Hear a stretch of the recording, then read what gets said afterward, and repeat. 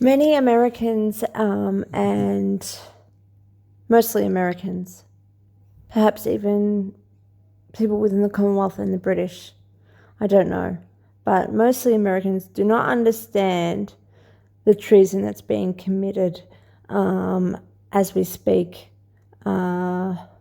with Prince William, the heir apparent, so not even the monarch,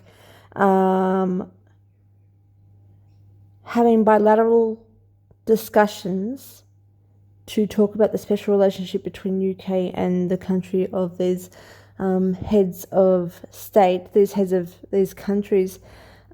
He's having discussions with world leaders about the political relationship between UK and US. It completely wipes out the role of Parliament, the role of government in the UK. It also completely wipes out the Constitution and law between the Parliament, the British Parliament, and the Monarchy. And not just that, it wipes out the constitutions between the UK and 56 countries within the Commonwealth Association. This is how big this is, and this is how serious this is. Any account, YouTube or social media, that are endorsing and supporting Prince William having discussions with President Trump, or soon to be President Trump, and Jill Biden, what the fuck? Why is she even there or involved? In France, no less. So Macron would completely permit this over a church reopening. Any account who's endorsing this is committing and conducting foreign interference, because they are endorsing treason against Great Britain and 56 countries. It's against our constitution. It's against our parliament. It's against our very governmental existence. This tells you, with regards to my white horse video, this tells you that Scotsman was right. It was completely 100% correct. That it is not in fact the Parliament that rules Britain, but it is the monarchy. But it's not as simple as that. If that is so, it wipes out the Commonwealth, the existence, the reason for the Commonwealth. We are colonised. I know I've said it, but this is literally proving it, that we are governed completely, but this by law is still treason and against our constitution. So you can normalise it all you want. You can endorse it all you want. You can say, oh, well, you were right anyway, Laura. It doesn't matter. They do own all of these 56 countries in Great Britain. They aren't ceremonial, because that's what we're led to believe in Australia. We're meant to believe, well, we've got a Governor General that, and under the monarch, they can just remove the Prime Minister of Australia. They can do it at will, yeah, but that's because that's if, it commits treason or something really, really bad. And the monarchy is only a royal ceremonial institution. It only conducts traditions, and it only conducts little rituals of ceremony, of the past, doing these little things and wearing feathers and badges and stuff like that, and wearing robes. That's what we have completely trivialized the existence of the monarchy. And that's what we're meant to believe, though, by constitution, that they have nothing to do politically with our parliament, and they're not meant to. That's the whole point of having a parliament. That was literally why the Commonwealth and Parliament were established.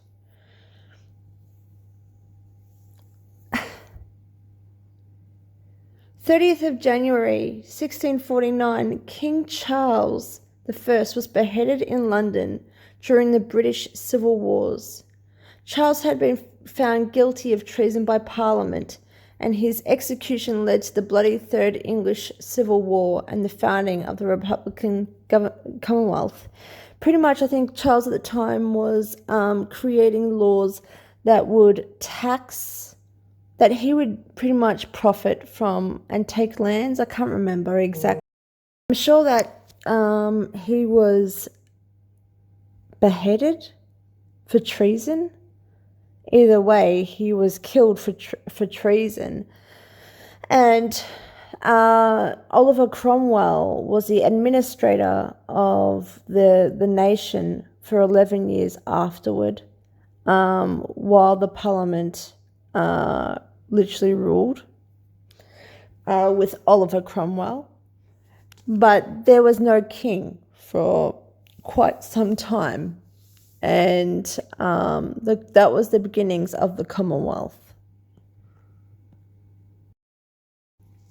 Now, the way the Commonwealth is set up, or Commonwealth nations are set up, is that we are meant to be independent. We're not meant to be colonized. That was meant to have been finished up. God knows why Great Britain would just give that up. But they were meant to give that up, and we were meant to have a parliament. And all they are meant to be doing is being head of the Commonwealth. Not necessarily head of a country, but head of the Commonwealth. So they're not head of Australia per se, they are head of the Commonwealth. We are meant to be independent countries. This is 2000 and what was it, 20?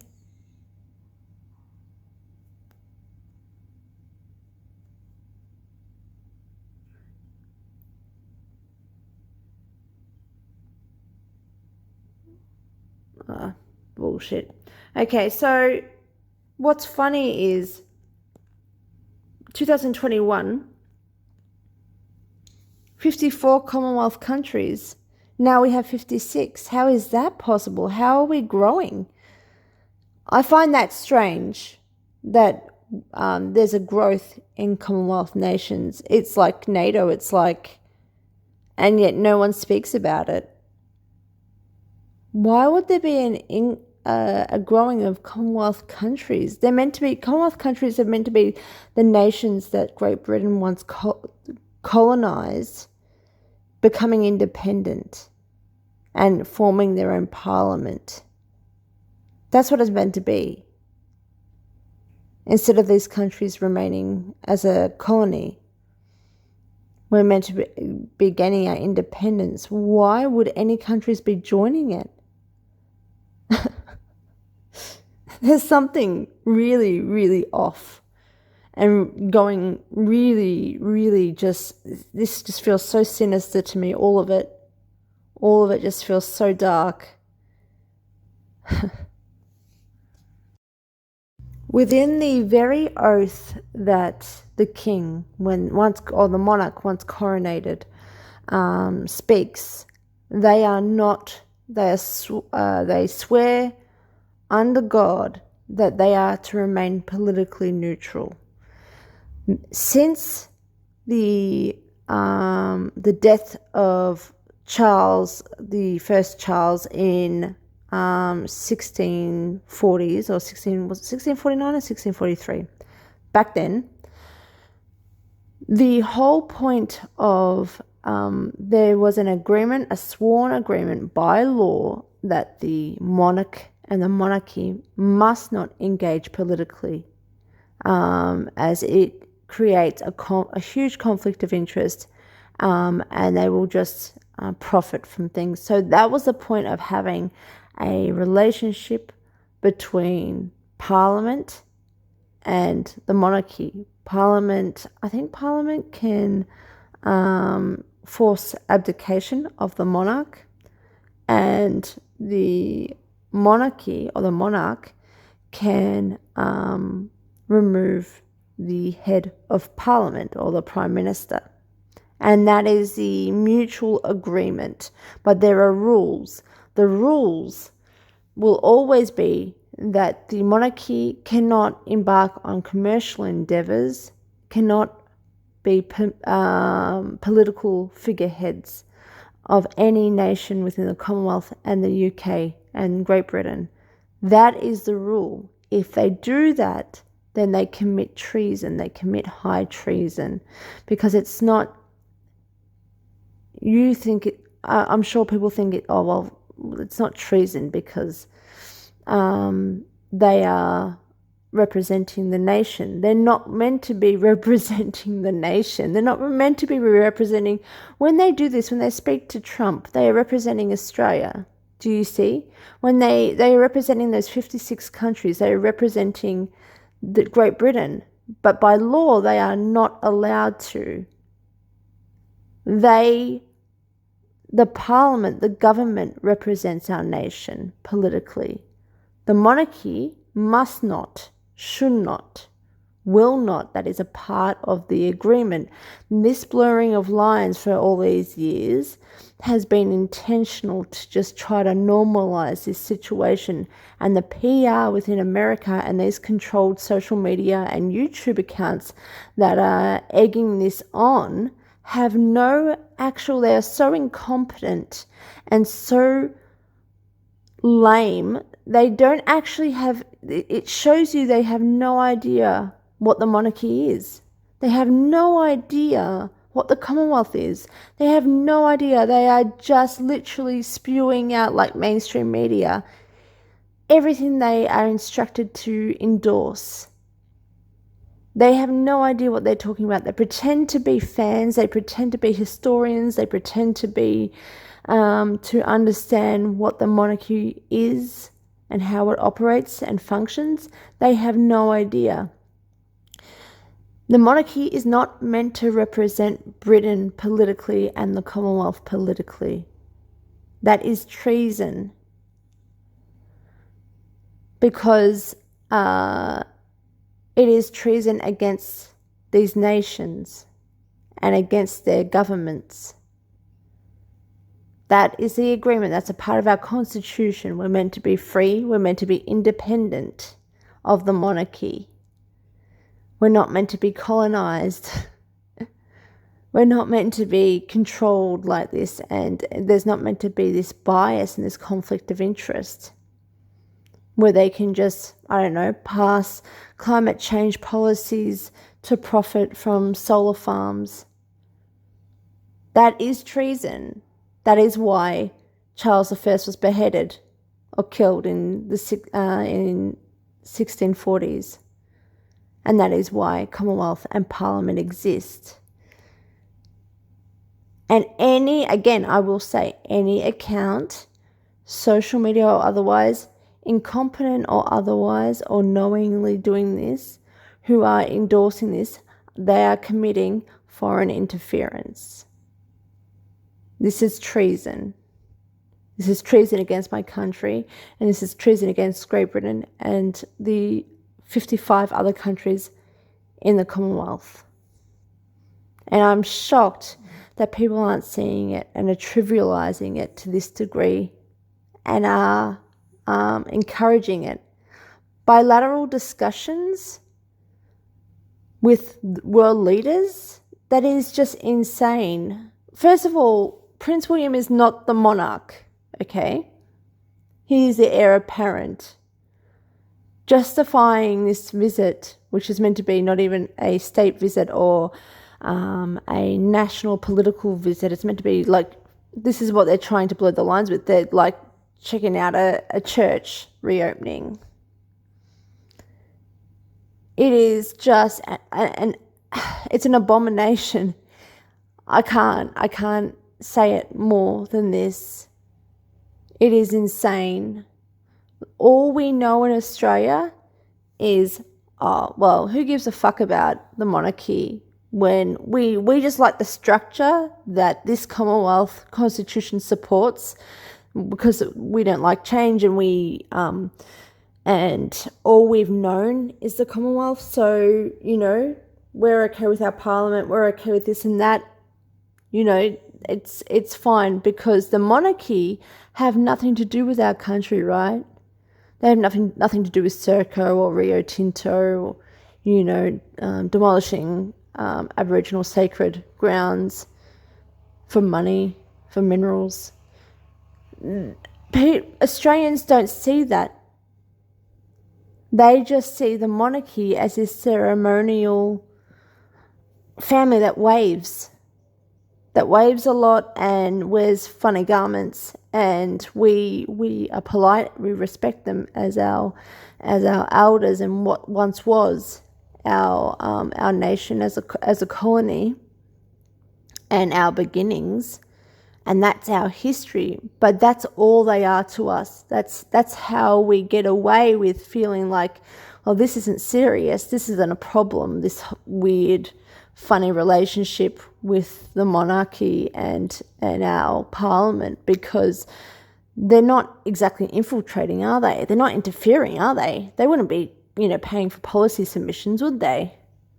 They wouldn't be mining in our country, would they? They wouldn't be speaking on behalf of our country politically, would they? That would be treason. Why would they do that? That's not possible. They're just there because they're helping tourism in Great Britain, and they conduct their ceremonial traditions, and that's all they are. That's all they've ever meant to be all this time. So it's huge when something like this happens.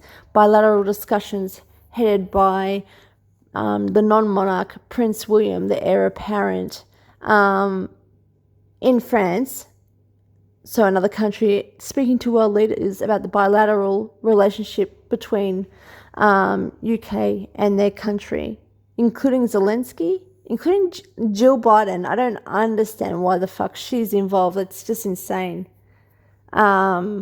She shouldn't even be there, and no one's questioning it. And of course they don't talk in detail about who he's meeting, like everyone he's meeting. Just Trump, and they're promoting it. It's just insane. It's so insane. I'm sorry. I know I'm repeating myself, but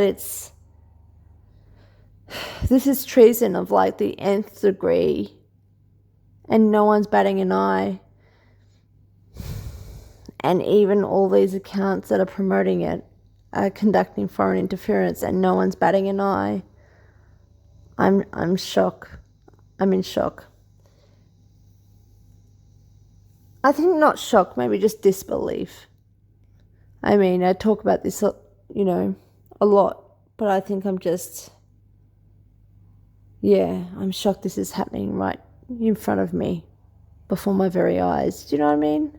Is that kind of like when it happens in front of you, it just, there's a different reaction to it, despite anticipating what's coming.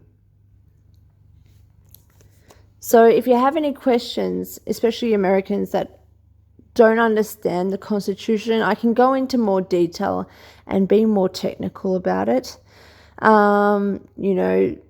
Since World War II, around the 1940s, that was when the Commonwealth came to be.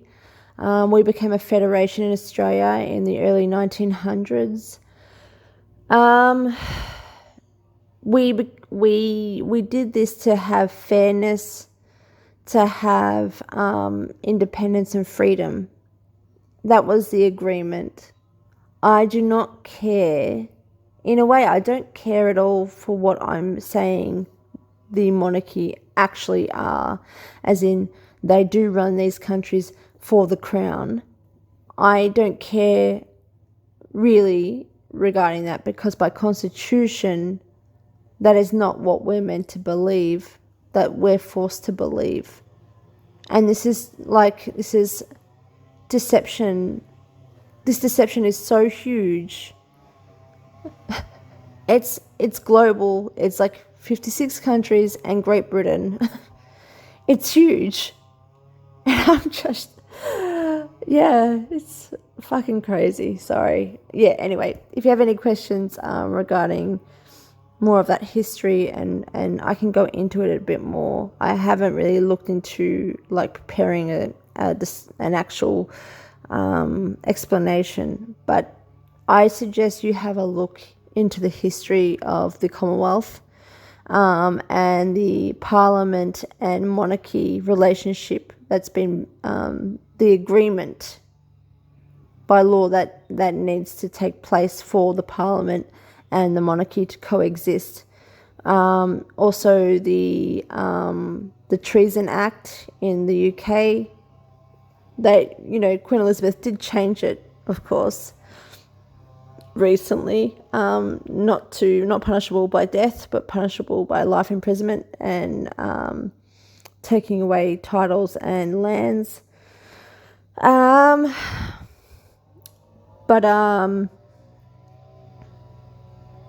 Yeah, it's amazing we're here, in a way. Yeah. I should also point out, being a head of state also means that King Charles is Australia's king. So we have a king. We had a queen. Queen Elizabeth was our queen. King Charles was our king. The heir apparent, Prince William, is our prince. Anything that happens here that's political should be questioned. And it is still treason against our nation as well, not just Great Britain. It's treason against the Commonwealth relationships.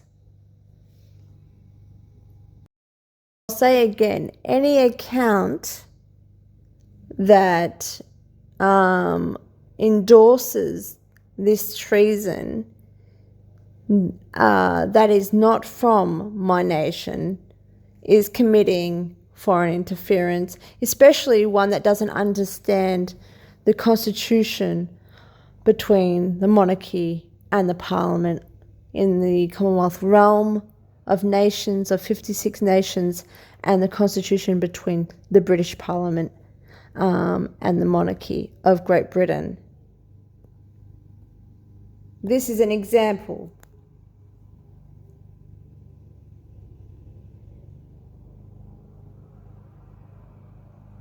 Glorifying a discussion between Trump, which was just one of the few who William spoke to.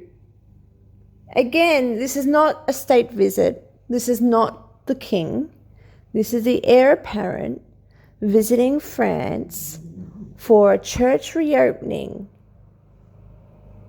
and using it as a weapon, as a tool, as a means, and being allowed to do so by the French president to conduct bilateral discussions and reach agreement between world leaders and the monarchy representing Great Britain. This is not a diplomatic visit. This is not a controlled visit where they're representing the UK or they're representing the Parliament by shaking hands and doing a ceremonial little dance, or sitting on a throne and clapping, or shaking hands and meeting certain heads. That's what they're meant to be representing, like being the face of Britain to a degree, establishing rapport, being a monarchy in only that sense, not having bilateral discussions. That is treason. It's fucking treason.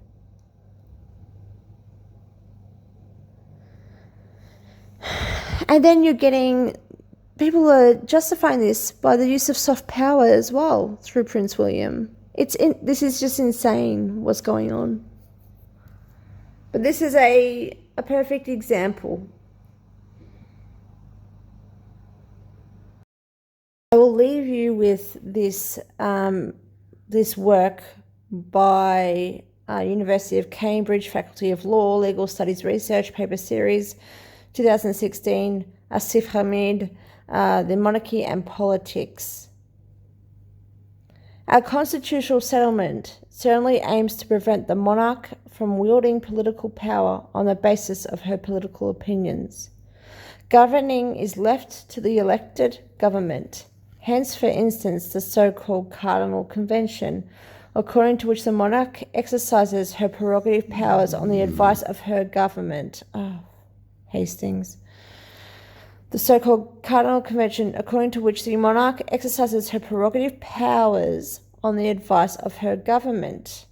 It also seems that neutrality in this context requires that the monarch refrain from acting on political opinions in the sense of voicing them in public or official settings.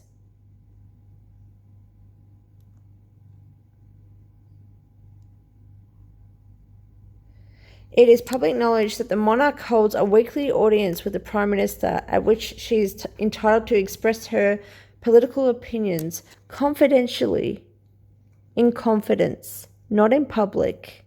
It is never to be done in public. And these are just political opinions alone, not even exercising any political role whatsoever. This is what a constitutional monarchy is.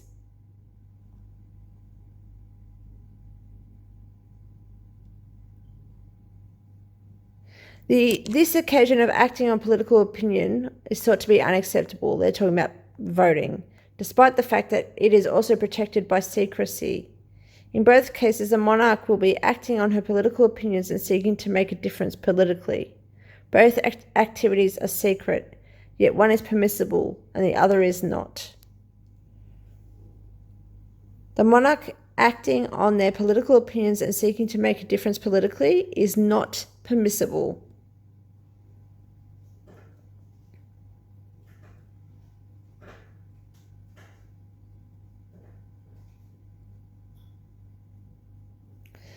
According to the first, the monarch should be political neutral, and the Constitution should therefore expect that she withdraw from politics more fully. According to the second solution, the monarch ought to let go of the claim to political neutrality and should instead be public about her political activity, which they are neither. They are not releasing the political neutrality, because that would be then a breach of constitution.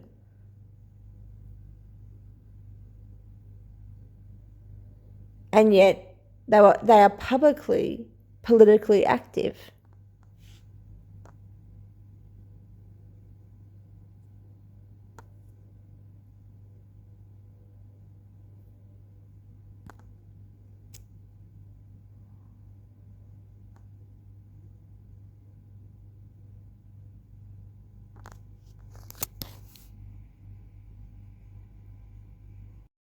Here is the royal family explaining their role.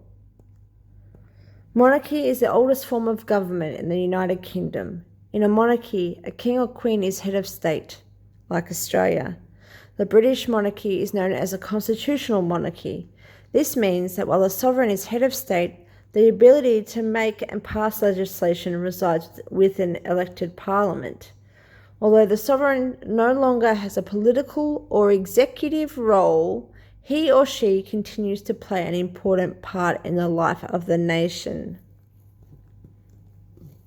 As head of state, the monarch undertakes constitutional and representational duties which have developed over 1,000 years of history. In addition to these state duties, the monarch has a less formal role as head of nation. The monarch has a less formal role as head of nation. What was the informality of the France visit, of visiting a church reopening? Is that the less formal nature of it? The sovereign acts as a focus for national identity, unity, and pride. Blah, blah, blah, blah, blah. The sovereign is supported by members of the immediate family.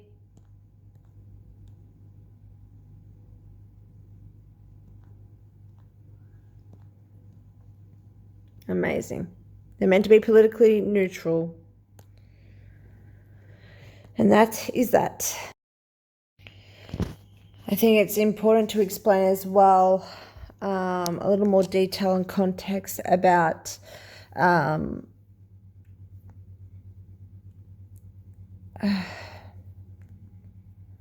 the relationship between the Parliament and the monarchy.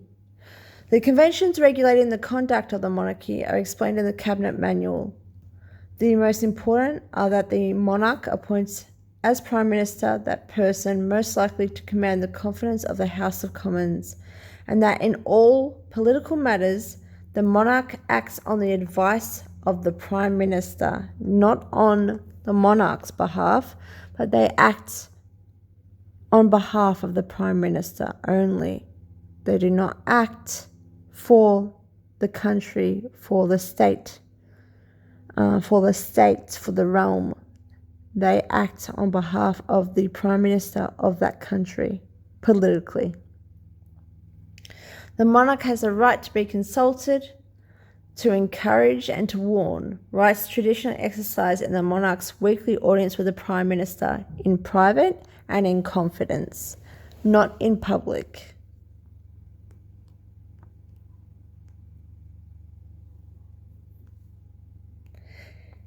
This is what is meant to actually take place. The monarch has very little autonomy in his constitutional role as head of state, but rather more in his ceremonial role as head of the nation. So this is what I'm talking about when I'm regarding how Australians feel about the monarchy, which is still our king at present. Charles introduced some important innovations upon accession, his patronages, but in all his actions as head of state, he acts on the advice of the government.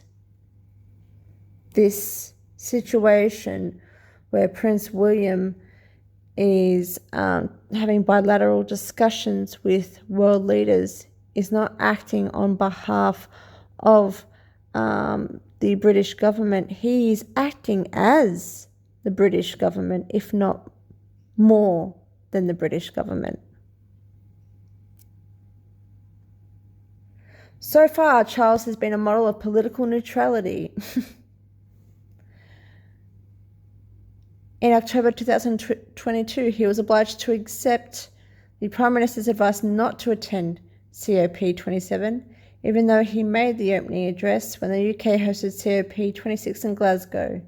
In February 2023, he agreed to meet the President of the European Commission, Ursula von der Leyen, when she came to Windsor to announce the new post-Brexit agreement on North Ireland. He was criticised for doing so, but on both occasions was following ministerial advice.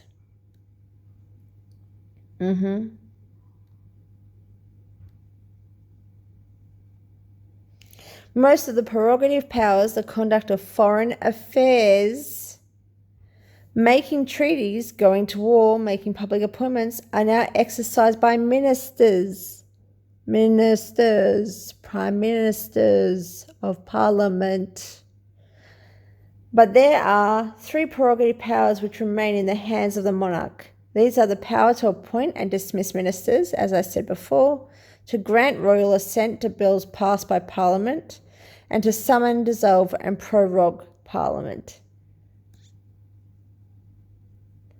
The appointment and dismissal of ministers is all done on the advice of the Prime Minister.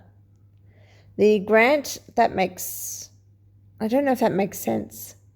The grant of royal assent is automatic once a bill has been passed by both houses of Parliament. The only prerogative power which remains discretionary is the dissolution or prorogation of Parliament. The monarch retains discretion to refuse an opportunistic or untimely request. This is what I'm talking about.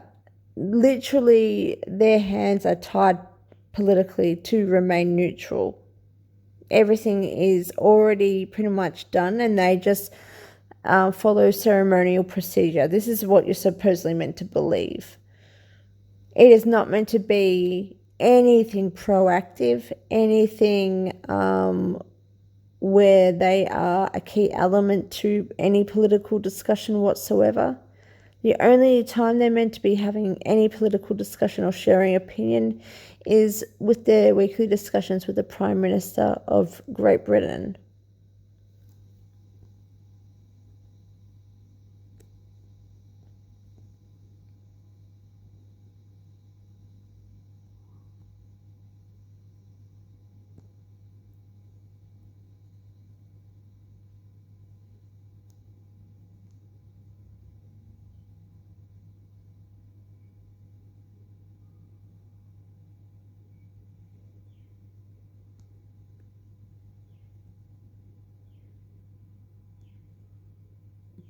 I'm just having a read.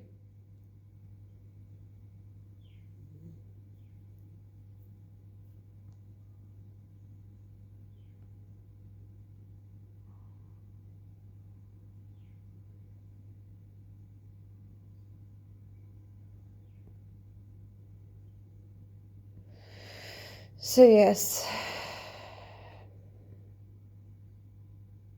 I think that's about it. Hopefully I'm actually finishing this time. But you can see that this is not normal, that this is not okay. And as I keep saying, the whole point of this video was to explain the treason and then to explain the foreign interference that is taking place. Thank you.